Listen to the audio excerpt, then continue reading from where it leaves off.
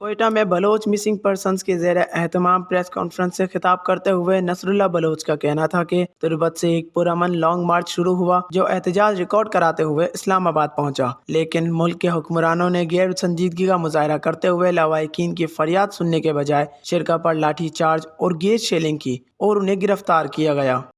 मगर अफसोस से कहना पड़ रहा है कि मुल्क के हुक्मरानों ने एक दफा फिर गैर संजीदगी का मुजाहरा करते हुए बलूचिस्तान के पुरअमन आवाज को ताकत और गलत बयानिए के जरिए खामोश कराने की नाकाम कोशिश कर रहे हैं। उन पर लाठी चार्ज, आंसू गैस की शेलिंग, इस सर्दी के मौसम में उन पर वाटर कैनन का इस्तेमाल किया गया। मार्च में शामिल लवाहिकीन समेत दिगर शुरका को गिरफ्तार किया गया और लॉन्ग मार्च के शुरका और उनके मुतालिबात के हक में निकल कर एहतजाज करने वालों के खिलाफ FIR दर्ज किया गया।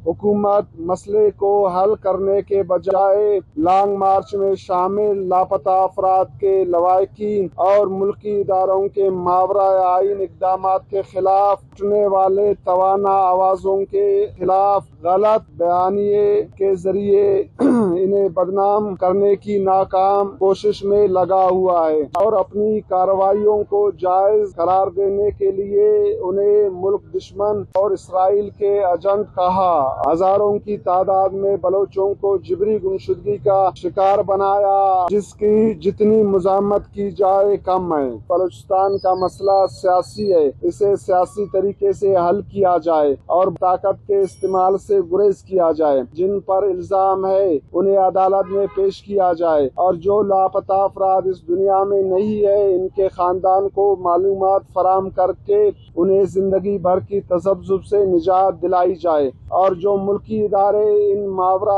आइन इक़दामात में मुलविस है उन्हें मुल्की कवानीन के तहत इंसाफ के कटहरे में लाया जाए। उनका मजीद कहना था कि बलूचिस्तान के मसले को सियासी तरीके से हल करे और ताकत के इस्तेमाल से गुरेज किया जाए। हम रियासत और रियासती इदारों से मुतालबा करते हैं कि वो संजीदगी का मुजाहरा करते हुए लॉन्ग मार्च के शिरका का मीडिया ट्रायल बंद करे और उनके खिलाफ मनफी प्रोपेगेंडा में अपनी ताकत सर्व करने के बजाय बामकसद मज़ाकरात का आगाज़ करके उनके मुतालबात को पूरा करने के हवाले से फौरी तौर पर अमली इक़दामात उठाएँ। Watch news.